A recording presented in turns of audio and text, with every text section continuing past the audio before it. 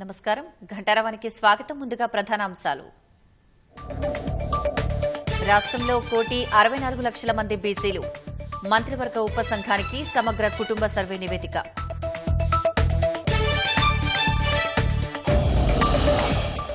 రేపు శాసనసభ మండలి సమావేశం. సామాజిక ఆర్థిక సర్వే, ఎస్సీ వర్గీకరణ నివేదికపై చర్చ.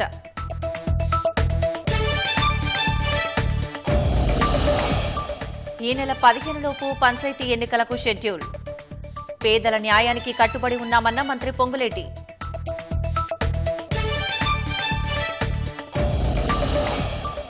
బాసర వర్గంలో ఘనంగా వసంత పంచమి ఉత్సవాలు. సరస్వతి అమ్మవారికి పూజలు, చిన్నారులకు అక్షరాభ్యాసాలు. వసంత పంచమి వేళ ప్రయాగ్రాజ్కు పోటెత్తిన భక్తులు. చలిలోనూ తెల్లవారుజాము నుంచే అమృత స్నానాలు.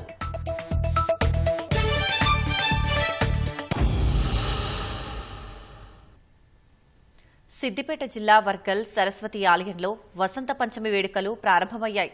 తెల్లవారుజామున సరస్వతి అమ్మవారికి పంచామృతాభిషేకం నిర్వహించారు. వర్గల్ సరస్వతి ఆలయంలో చిన్నారులకు అక్షరాభ్యాసాలు చేస్తున్నారు. అక్షరాభ్యాసాల కోసం ఆలయంలో మండపాలు ఏర్పాటు చేశారు. చిన్నారులకు అక్షరాభ్యాసాల కోసం భక్తులు తరలిరావడంతో పరిసరాలు కిటకిటలాడుతున్నాయి.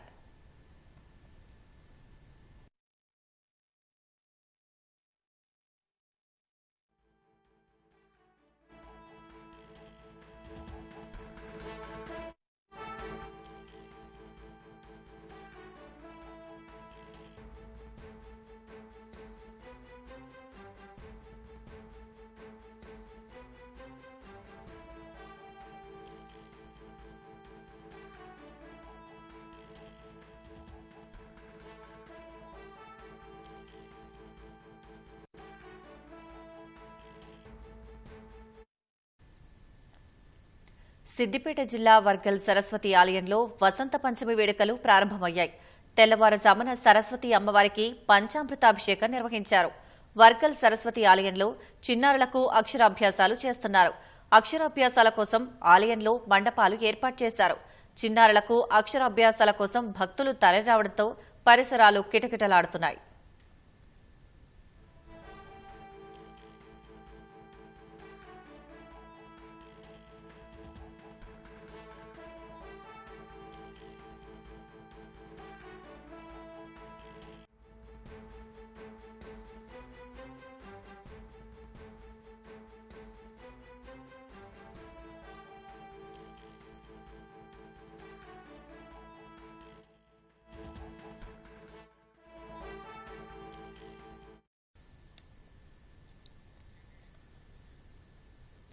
తిరుమలలో జరగనున్న రథసప్తమికి వచ్చే భక్తుల కోసం ఉద్యోగులు, సిబ్బంది సమిష్టిగా ప్రణాళికాబద్దంగా సేవలు అందించాలని టీటీడీ ఈవో శ్యామలరావు సూచించారు. రథసప్తమికి వచ్చే భక్తులకు అందించే సేవలపై తిరుమల ఆస్థాన మండపంలో సమావేశం నిర్వహించారు. ఈ సమావేశంలో అదనపు ఈవో వెంకయ్య చౌదరి పాల్గొన్నారు. భక్తులకు ఎక్కడా ఎలాంటి ఇబ్బందులు రాకుండా ఉమ్మడి కార్యాచరణతో పనిచేయాలని సిబ్బందికి నిర్దేశించారు. ఎన్నో కార్యక్రమాలు చాలా విజయవంతంగా ప్లాన్ ప్రకారము చేయడం జరిగింది. ప్రతి అధికారి కూడా, సిబ్బంది కూడా ఏమి చేయాలి అనేది క్లియర్ గా చెప్పడం, వాళ్ళ డ్యూటీ అది చెప్పడం అది చేస్తున్నాము. ట్రైనింగ్ ఇవ్వడం చేస్తున్నాము. కోఆర్డినేషన్ మీటింగ్స్ పెట్టడం ఇవన్నీ కూడా చేస్తున్నాం. టీమ్ అప్రోచ్, అందరూ అధికారులు కూడా ఒక టీమ్ లా పనిచేయాలి. ఎలా అయితే పై స్థాయిలో ఒక టీం లాగా పనిచేస్తున్నామో అది కింద స్థాయి దాకా వెళ్ళాలి. లా అండ్ ఆర్డర్ అనేది పోలీసు నుంచి చూసుకుంటారు, విజిలెన్స్ నుంచి కోఆర్డినేట్ చేస్తారు, ఇదంతా బాగానే ఉంది, కరెక్టే. కోఆర్డినేషన్ అనేది ముఖ్యం. In case any problem happens immediate గా రియాక్ట్ అవ్వడము, కోఆర్డినేట్ చేయడము. ఏదైనా డిజాస్టర్, అన్ప్రూవ్డ్ ఇన్సిడెంట్ జరిగినప్పుడు ప్రతి మెంబరు కూడా, టీంలో ఉన్న మెంబర్కి కూడా ఎవరికి కాల్ చేయాలి, ఏం యాక్షన్ తీసుకోవాలనేది క్లియర్ గా తెలిసి ఉండాలి.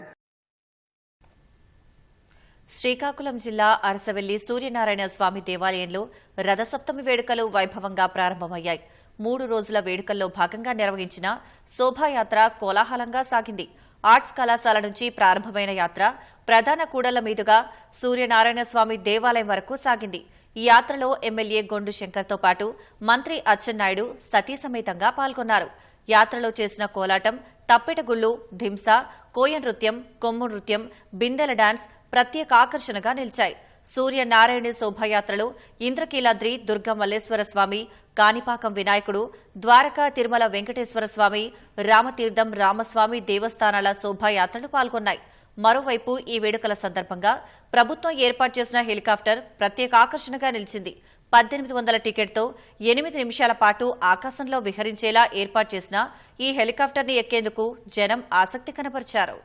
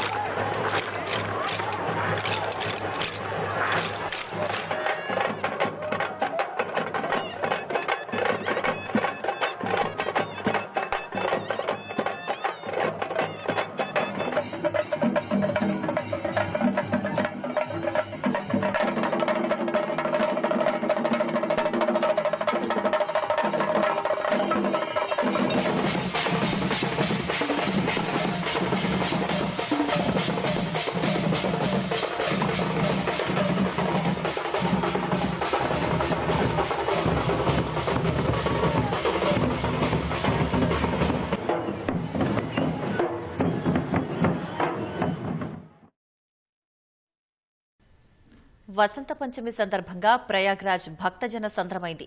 చివరి అమృత స్నానాన్ని ఆచరించేందుకు దేశంలోని వివిధ ప్రాంతాల నుంచి భక్తులు భారీగా తరలివచ్చారు. చలిని కూడా లెక్క చేయకుండా తెల్లవారుజామున 4 గంటల నుంచే భక్తులు పుణ్యస్నానాలు ఆచరిస్తున్నారు. వివిధ అఖాడాలకు చెందిన సాధువులు తమకు కేటాయించిన ఘాట్లలో అమృత స్నానాలు ఆచరించారు. ఆ సమయంలో హరహర మహాదేవ్ నినాదాలు మార్మోగాయి. అఖాడాల్లో మొదట శ్రీ పంచాయతీ అఖాడా మహానిర్వాహకు చెందిన సాధువులు అమృత స్నానం ఆచరించారు.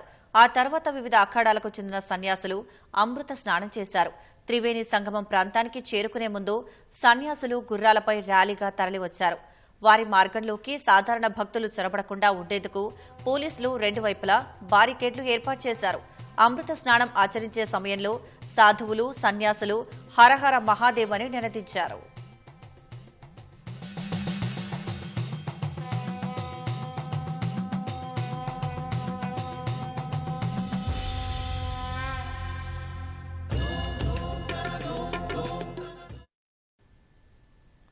వసంత పంచమిని పురస్కరించుకుని 4 నుంచి 6 కోట్ల మంది భక్తులు ప్రయాగ్రాజ్కు తరలివస్తారని అంచనా వేసిన ఉత్తరప్రదేశ్ ప్రభుత్వం భారీ ఏర్పాట్లు చేసింది. మౌని అమావాస్య రోజు జరిగిన తొక్కిసలాట వంటి ఘటనలు పునరావృతం కాకుండా పకడ్బందీ ఏర్పాట్లు చేసింది. ఎటువంటి తప్పిదం జరగకుండా చూసేందుకు సీనియర్ ఐఏఎస్ అధికారులను రంగంలోకి దింపింది.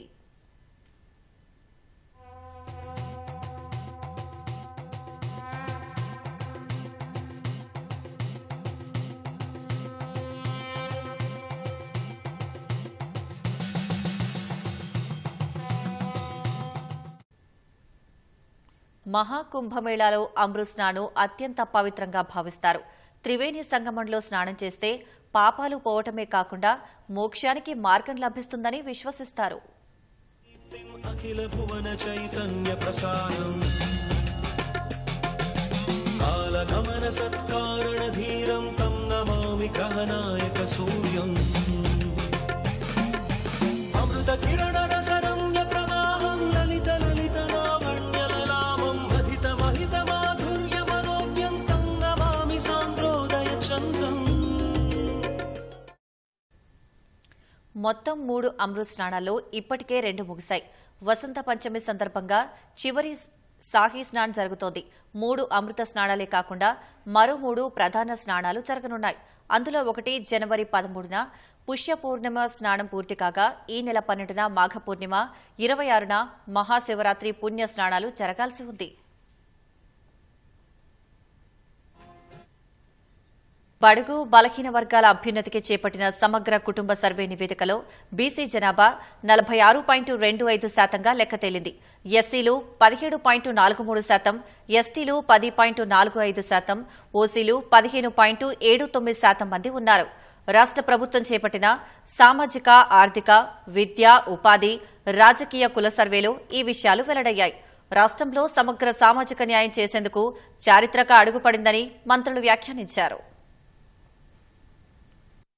జనాభా ప్రాతిపదికన ప్రయోజనాలు కల్పించే దిశలో రాష్ట్ర ప్రభుత్వం చేపట్టిన కులగణన సర్వే నివేదికను ప్రణాళిక శాఖ ముఖ్య కార్యదర్శి సందీప్ సుల్తానియా మంత్రివర్గ ఉపసంఘానికి అందించారు. ఈ సర్వే ప్రకారం రాష్ట్రంలో 17.43%తో 61,84,390 మంది ఎస్సీలున్నట్లు సర్వేలో వెల్లడైంది.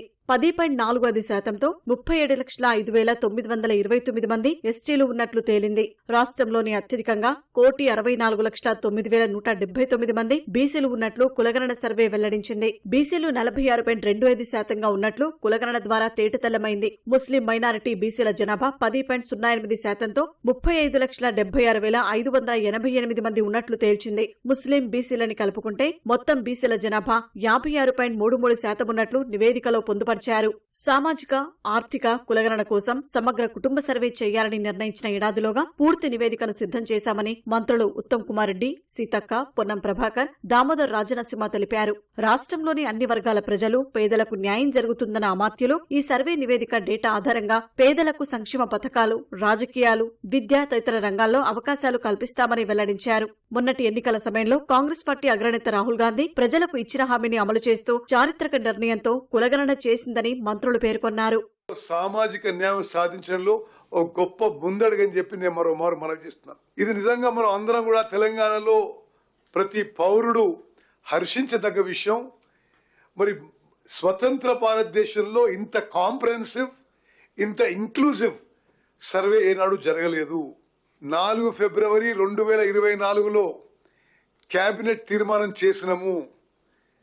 ఒక సంవత్సరం లోపు 4 ఫిబ్రవరి 2025కి పూర్తి ఎక్సర్సైజ్ పూర్తి చేసి మరి నిర్ణయం నుంచి నివేదిక వరకు ఒక సంవత్సరంలో పూర్తి చేసి మరి 4 ఫిబ్రవరి 2025కి క్యాబినెట్లో మేము ఇది మా రికమెండేషన్ ఇచ్చి ఆ తర్వాత క్యాబినెట్ నిర్ణయం మేరకు అది శాసనసభలో ప్రవేశపెట్టబోతున్నామని చెప్పి నేను చెప్పడం ఎంతో సంతోషిస్తున్నాను. ఈ దేశానికి ఒక దిక్సూచి. ఈ దేశంలో స్వతంత్రం రాకముందు జరిగి ఉన్నటువంటి పరిస్థితి ఆంగ్లేయులకు సంబంధించిన కాలంలో ఇవాళ దేశానికి సంబంధించి మార్గదర్శకత్వంగా మా రాహుల్ గాంధీ గారు చెప్పినట్టుగా దిచ్చిన ఆబాది ఉత్తర ఇచ్చేదారి ఎవరెంతో వారికంతా అవసరమైతే క్యాప్ ఎత్తేసి సంబంధితంగా వాళ్ళందరికీ న్యాయం జరగాలనే ఆలోచన ప్రకారంగా ఇవాళ తెలంగాణ ప్రభుత్వం ఈ కార్యక్రమాన్ని చేపట్టింది. ఎవరైతే బలహీన వర్గం వాళ్ళు ఎక్కడెక్కడ ఎంతెంత ఏ రకంగా సామాజిక వర్గాలు ఉన్నాయో వారందరికీ ఒక మార్గదర్శకత్వంగా వాళ్ళలో ఉన్నటువంటి సామాజిక, రాజకీయ, ఆర్థిక, విద్యా, ఉపాధి అవకాశాల్లో ప్రభుత్వం తరఫున సరి అయినటువంటి పథకాలు, వ్యవస్థ రూపొందించేటువంటి అవకాశం ఇలా ఒక బుక్, ఒక డాటా ఉంది. అలా ఏదో డిమాండ్ ప్రకారమో లేదా రాజకీయ ప్రేరేపణ కొరకు కాకుండా ఖచ్చితంగా ఆ వర్గాలకు న్యాయం చేయాలనే ఆలోచనతో నివేదిక తీసుకొని కార్యక్రమాలు జరుపుకునేటువంటి అవకాశం దొరికింది. ఈ సర్వేలో 103,889 మంది గణకులు పాల్గొనగా కేవలం 50 రోజుల వ్యవధిలో నివేదిక వచ్చింది. సర్వేలో 96.9% మంది అంటే దాదాపు 3.5 కోట్ల మంది పాల్గొన్నారు. సర్వేకు అందుబాటులో లేకపోవడంతో 16 లక్షల మంది దూరంగా ఉన్నారు. సర్వేకు సిబ్బంది వెళ్లినప్పుడు 103,000 గృహాలకు తలుపులు వేసి ఉన్నాయి. 168,000 కుటుంబాలు సర్వేలో పాల్గొనేందుకు సంకోచించడం, 84,137 గృహాలు నివాసేతరంగా ఉండటం వంటి పరిణామాలు ఎదురయ్యాయి. బీహార్లో కులగణనకు 6 నెలల వ్యవధి పట్టడమే కాక 500 కోట్లు ఖర్చు కాగా రాష్ట్రంలో మాత్రం 50 రోజుల వ్యవధిలోనే తక్కువ ఖర్చుతో సర్వే పూర్తి చేసినట్లు ప్రభుత్వ వర్గాలు వెల్లడించాయి. సర్వే కోసం 150 కుటుంబాల్ని ఒక బ్లాక్ గా విభజించి 94,863 ఎన్యూమరేటర్లను నియమించారు. వీరికి 9,628 మంది పర్యవేక్షకులుగా వ్యవహరించారు. సర్వేను పూర్తి చేయడంలో జిల్లా కలెక్టర్లు కీలకంగా వ్యవహరించారని ప్రణాళిక శాఖ ముఖ్య కార్యదర్శి సందీప్ కుమార్ సుల్తానియా అన్నారు. తొలుత కొన్ని గ్రామాలను పైలట్ ప్రాజెక్టు కింద సర్వే చేసి అక్కడ ఎదురైన అనుభవాల ఆధారంగా ప్రశ్న ప్రశ్నావళి రూపొందించారు. సర్వే పూర్తయిన తర్వాత 70,000 మంది డేటా ఎంట్రీ ఆపరేటర్లను నియమించి 30 రోజుల్లో డేటాను డిజిటలైజ్ చేసి ప్రభుత్వానికి నివేదిక ఇచ్చినట్లు ఆయన పేర్కొన్నారు. ఈ నివేదికను పూర్తిగా సమీక్షించి మంత్రిమండలి సమావేశం నాటికి సిద్ధం చేయాలని ప్రణాళిక శాఖను ఉపసంఘం ఆదేశించింది. సర్వే కార్యక్రమాన్ని వేగంగా సమగ్రంగా పూర్తి చేసిన సీఎస్, ప్రణాళిక శాఖ అధికారులు, సిబ్బంది, గణకులకు మంత్రులు ప్రత్యేకంగా ధన్యవాదాలు తెలిపారు. రేపు అసెంబ్లీ శాసనమండలి ప్రత్యేక సమావేశాలు నిర్వహించనున్నారు. ఈ మేరకు శాసనసభ కార్యదర్శి నరసింహాచార్యులు ప్రకటన జారీ చేశారు. అసెంబ్లీ సమావేశాలకు ముందు ఉదయం 10 గంటలకు కేబినెట్ భేటీ జరగనుంది. ఈ సమావేశంలో బీసీ సబ్ కమిటీ కులగణన నివేదిక, ఎస్సీ వర్గీకరణపై ఏకసభ్య కమిషన్ నివేదికను కేబినెట్కు అందజేస్తారు. కులగణన నివేదిక, ఎస్సీ వర్గీకరణపై చర్చించి మంత్రివర్గం నిర్ణయం తీసుకుంటుంది. కేబినెట్ సమావేశం అనంతరం 11 గంటలకు అసెంబ్లీ, మండలి సమావేశాలు ప్రారంభమవుతాయి. శాసనమండలి, శాసనసభలో ఈ 2 నివేదికలను ప్రవేశపెట్టి చర్చిస్తారు.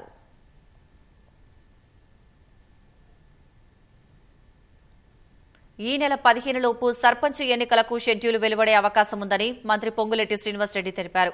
ఖమ్మం జిల్లా వైరా మండలం విప్పలమడకలో కార్యకర్తల సమావేశంలో పొంగులేటి పాల్గొన్నారు. అర్హులకే ఇందిరమ్మ ఇల్లు కేటాయిస్తున్నామని, అసలే ఎన్నికలు రాబోతున్నాయి, జాగ్రత్తగా ఉండాలంటూ శ్రేణులకు మంత్రి సూచించారు.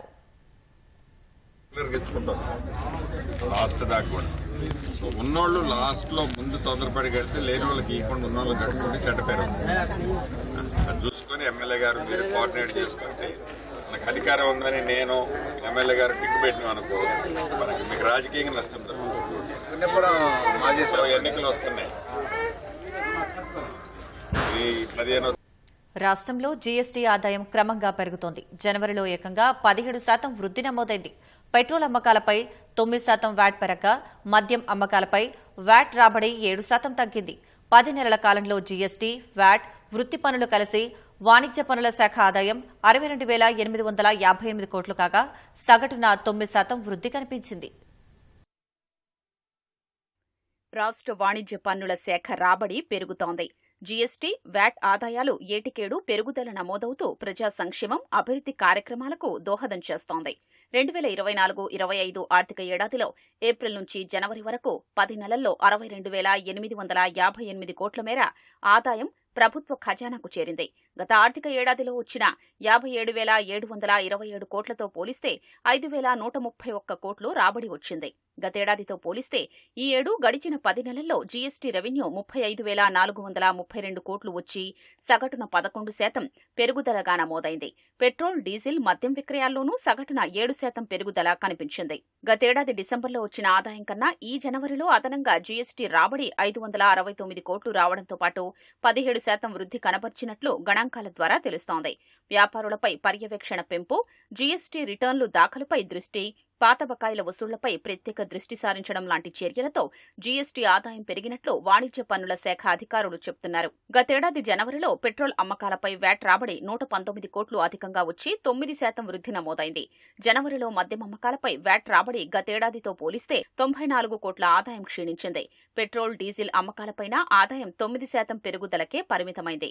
మద్యం అమ్మకాలపై రావాల్సిన వ్యాట్ రాబడి ఏకంగా తిరోగమనం ఉండడం అధికారుల్లో గుబులు రేపుతోంది. వ్యాట్ రాబడులు తగ్గడానికి గల కారణాల్ని వాణిజ్య పన్నుల శాఖ కమిషనర్ రిజ్వీ ఆరా తీస్తున్నారు. పెట్రోల్, డీజిల్ విక్రయాలతో పాటు మద్యం అమ్మకాలకు సంబంధించిన వివరాలు తెప్పించుకుని లోతైన పరిశీలన చేస్తున్నట్లు తెలుస్తోంది. A++ గుర్తింపు కోసం కేఎల్ యూనివర్సిటీ యాజమాన్యం నాక్ డైరెక్టర్ సలహాదారులతో ముందస్తుగానే కుమ్మక్కైనట్లు సీబీఐ తేల్చింది. విశ్వవిద్యాలయంలో తనిఖీకి వచ్చే నాక్ బృందంలో అనుకూలమైన ప్రొఫెసర్లే వచ్చేలా, వారు సానుకూలంగా నివేదిక ఇచ్చేలా ఒప్పందం కుదిరిందని రిమాండ్ రిపోర్టులో పేర్కొంది. గుంటూరు జిల్లా వడ్డేశ్వరంలోని కోనేరు లక్ష్మయ్య విశ్వవిద్యాలయానికి A++ గుర్తింపు పొందేందుకు యాజమాన్యం అనేక అడ్డదారులు తొక్కినట్లు సీబీఐ విచారణలో వెల్లడైంది. ఈ కేసులో కేఎల్యూ యాజమాన్య ప్రతినిధులు, న్యాక్ బృందంలో సభ్యులైన ప్రొఫెసర్లు సహా 10 మందిని అరెస్టు చేసిన సీబీఐ వారిని విజయవాడలోని సీబీఐ కోర్టులో హాజరుపరిచింది. న్యాయస్థానం నిందితులకు 14 రోజుల పాటు జ్యుడిషియల్ రిమాండ్ విధించింది. సీబీఐ సమర్పించిన రిమాండ్ రిపోర్టులో విస్తుగొలిపే విషయాలు వెలుగులోకి వచ్చాయి. కోనేరు లక్ష్మయ్య ఎడ్యుకేషన్ ఫౌండేషన్ కేఎల్ఈఎఫ్ ప్రెసిడెంట్ కోనేరు సత్యనారాయణ, వైస్ ఛాన్సలర్ సారథి వర్మ, న్యాక్ డైరెక్టర్ ఎం హనుమంతప్ప, మాజీ ఉప సలహాదారు ఎల్ మంజునాథరావు, సలహాదారు ఎంఎస్ శ్యామ్ సుందర్ తో కుమ్మక్కైనట్లు సిబిఐ రిమాండ్ రిపోర్టులో పేర్కొంది. వారి ద్వారా తమకు అనుకూలురైన వారిని న్యాక్ తనిఖీ బృందంలో సభ్యులుగా చేర్పించుకున్నారని తెలిపింది. గత నెల 18, 19 తేదీల్లో హనుమంతప్ప, మంజునాథరావు విజయవాడ రాగా వారికి కోనేరు సత్యనారాయణ, సారథి 10 లక్షల రూపాయలు లంచంగా ఇచ్చారని సిబిఐ వెల్లడించింది. అందులో 5 లక్షలు ఎంఎస్ శ్యామ్ సుందర్ వాటా కాగా మిగతా 5 లక్షలు హనుమంతప్ప, మంజునాథరావుదని వివరించింది.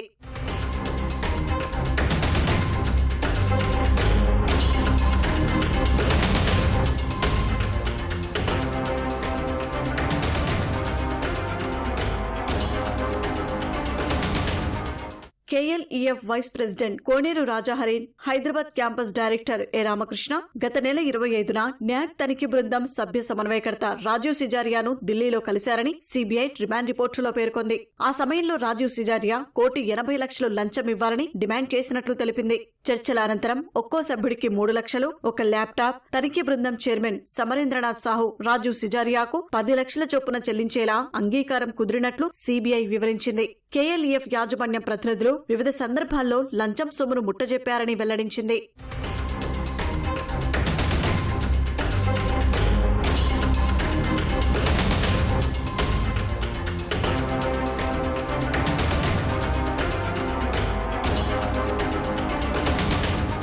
విశ్వవిద్యాలయంలో తనిఖీల కోసం వచ్చిన రాజీవ్ సిజారియా మరో 60 లక్షలు డిమాండ్ చేశారని సిబిఐ రిమాండ్ రిపోర్టులో పేర్కొంది. దీంతో వర్సిటీ యాజమాన్య ప్రతినిధులు అంతకుముందు ఇచ్చింది కాకుండా మరో 15 లక్షలు చెల్లించారని తెలిపింది.